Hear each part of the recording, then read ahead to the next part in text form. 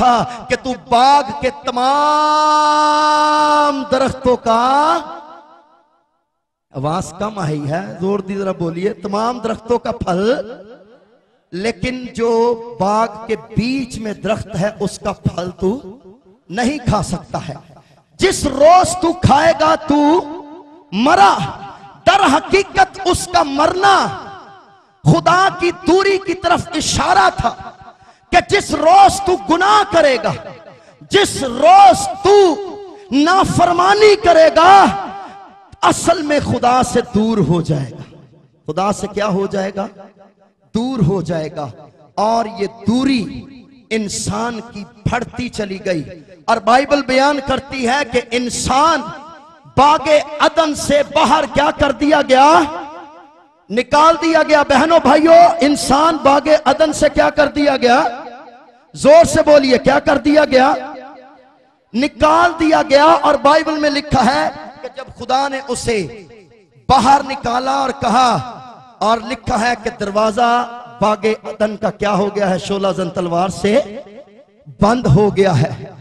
अब ये दरवाजा बंद हो चुका है और इंसान बाग में से निकलकर खुदा से जुदा होकर खुदा से दूर हो चुका है, खुदा से दूर हो चुका है। और मैं आपको बताना चाहता हूं कि यह दरवाजा इंसान के लिए बंद हो गया था क्योंकि इंसान गुनाह करने के सबब से उस बागे अदन से बाहर निकाल दिया गया था। अब उसे वापस लाने के लिए, अब उसे बाग में वापस बुलाने के लिए फिदिये की जरूरत है। किसकी जरूरत है? हाँ जी, जोर से बोलिए।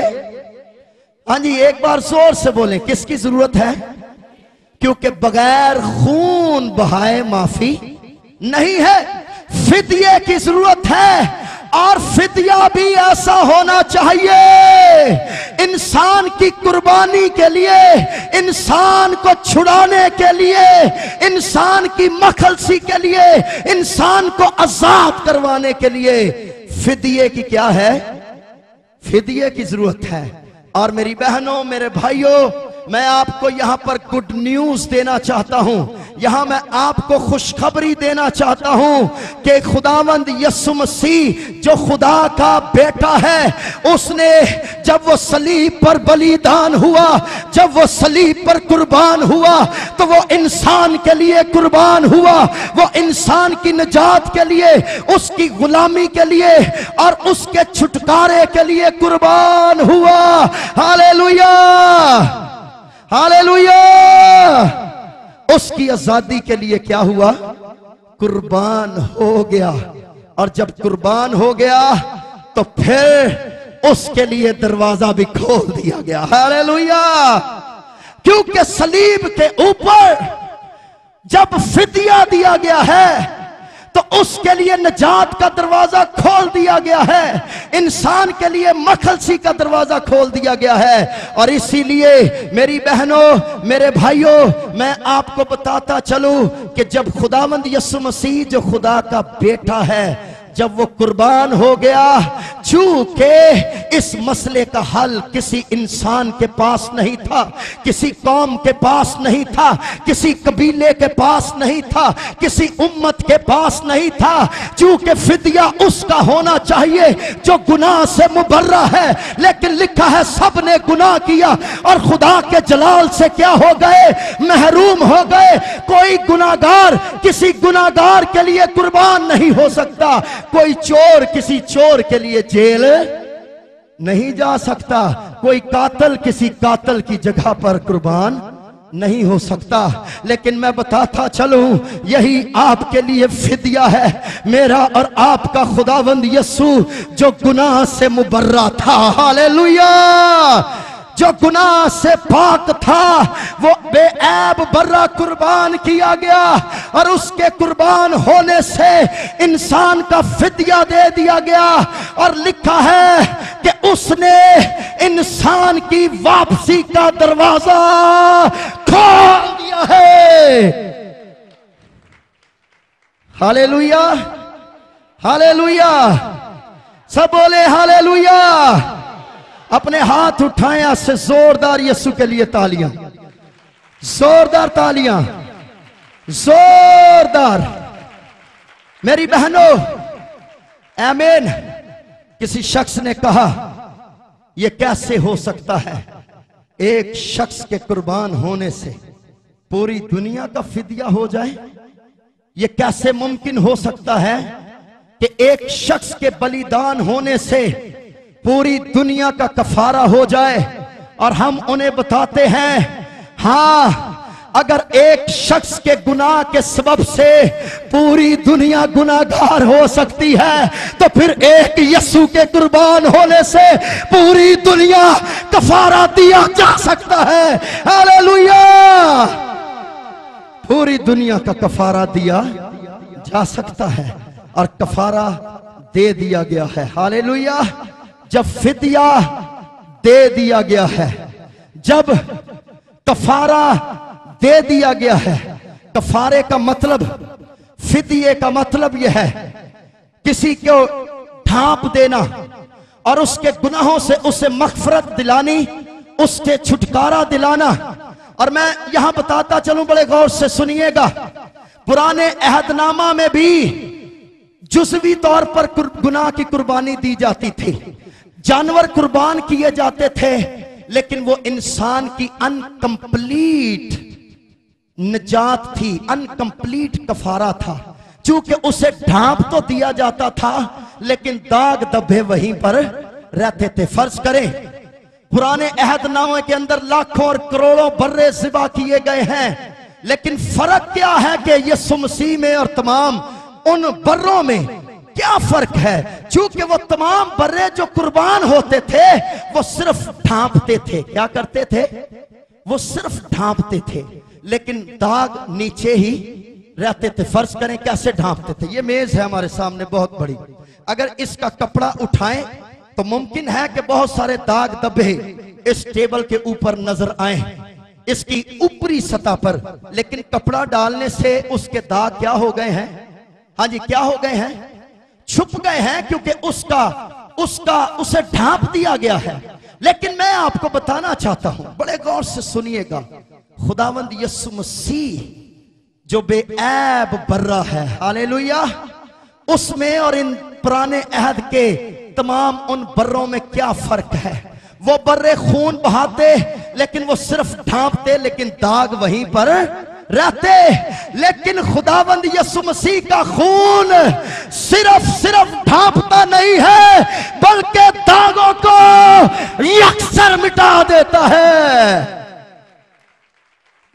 इतना जोरदार बात के आपके दाग मिट गए हैं, तो फिर जोरदार यीशु के जलाल के लिए अपने हाथ उठाकर ऐसे ढीले ढाले नहीं, बल्कि यीशु के दाग धब्बे भी मिटा दिए गए हैं। लेकिन मैं साथ ही साथ अब बताना चाहता हूं, तेरे दाग धब्बे मिटा दिए गए हैं। हां, घटा की मानद, बादल की मानद साफ कर दिया गया है, क्योंकि फिदिया जोर से बोलिए, दे दिया। लेकिन अब वो बुलाता है कि वापस, हाँ जी, क्या कर, अब वापस आने का भी एक तरीका है। मैं उस तरीके पर थोड़ी देर बोलना चाहता हूं। वापस लौटने का भी एक क्या है? तरीका है। सुनिए गौर से, आदम ने जब गुनाह किया तो वो बाग के अंदर था, और सबसे पहले वो खुदा से बाग के अंदर से ही क्या हो गया?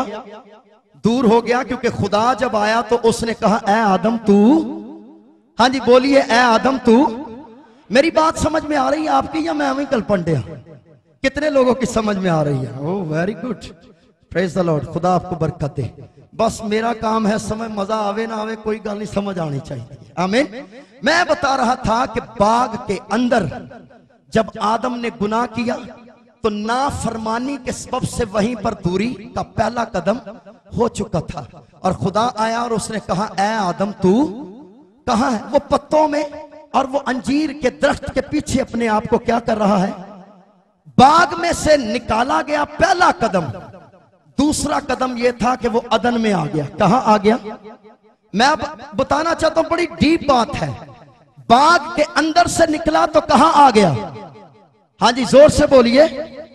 हाँ जी, अदन के अंदर आ गया। कई बारी असी पता की आने, ਅਸੀਂ ਆਨੇ ਆ ਅਸੀਂ ਉਸ ਬਾਗ ਨੂੰ ਤੇ ਬਾਗੇ ਅਦਨ ਨੂੰ ਅਸੀਂ सोचने खोरे अदन ही सारा बाग सी। अदन की सी, लेकिन अदन सारा बाग नहीं था। चूंकि फर्ज करें आप कहते हैं जी, मैं आपसे कोई पूछे जी आपका घर कहाँ है, तो आप कहें जी मेरा घर फ्रांसिसाबाद है, तो पूरा फ्रांसिसाबाद तो नहीं ਤੁਹਾਡਾ घर। की ख्याल है भाइयों बहनों, क्या पूरा फ्रांसिसाबाद आपका घर है? बल्कि फ्रांसिसाबाद की हो सकता है मशरिक मगरिब और शुमाल या मगरिब की तरफ आपका घर हो, घर एक जगह पर। इसी तरह बाग असल में अदन की मशरिक की तरफ लगाया गया था, एक जगह थी। और जब वो बाग से निकला तो कहां आ गया? अदन में। कहां बोलिए आ गया? पहला कदम कहां से निकला? बाग से। और दूसरा अदन में जब आ गया तो फिर अदन चो निकलिया, अदन चो निकलिया काइन दी सूरज। जब उसने हाबल को कत्ल किया तो खुदा ने कहा कि तूने अपने भाई का कत्ल किया है, और लिखा है वो खुदा की हजूरी से निकल गया। खुदा की हजूरी से, हाँ जी भाई जफर, खुदा की हजूरी से गर्मी तो अनचोखी लगती है, लगता सैना वेंदे हो पे। हाँ जी इधर ध्यान रखें, हाँ जी बोलिए जोर से हालेलुया हालेलुया। वो बाग से निकलकर अदन में, और अदन से निकलकर अब नूद के इलाका में, कहा? नूद के इलाका में। यह है तीसरा कदम। इसका मतलब पहला बाग, दूसरा अदन, और तीसरा मुकाम कौन सा है? नूद का। नूद का मतलब है बियाबान। नूद का मतलब है ऐसी जगह, ऐसा मुकाम जो सुनसान है, बियाबान कहा गया है। और मैं आपको बताना चाहता हूं कि जब इंसान बियाबान में चला जाता है तो यही वजह है कि वो वापस लौटने का रास्ता भूल जाता है। वो बियाबान में खो चुका है, वो बियाबान में खो चुका है। अब जब वो 3 कदम खुदा से दूर हो गया है तो उसे बुलाया जा रहा है, उसका फिदिया दिया गया है। तो अब जरूरत है कि वो बियाबान से वापस आए। हालेलुया। मैं बता रहा था वापस आने का तरीका। जैसे अदन से निकलकर, बाग से निकलकर अदन में, और अदन से निकलकर नूद के इलाका में। कहां? जरा जोर से बोलिए, कहां पर? नूद के इलाका में चला गया। नूद बियाबान है। और मैं आपको बताना चाहता हूं कि ये 3 इकदाम है जिनसे इंसान खुदा से क्या हो गया था? दूर हो गया था। अब बियाबान के अंदर ही देखिए बड़ी गहरी सच्चाई है। जब खुदावंद यीशु मसीह से पहले यूहन्ना अस्तबागी को भेजा गया तो उसे ना तो बाग में भेजा गया,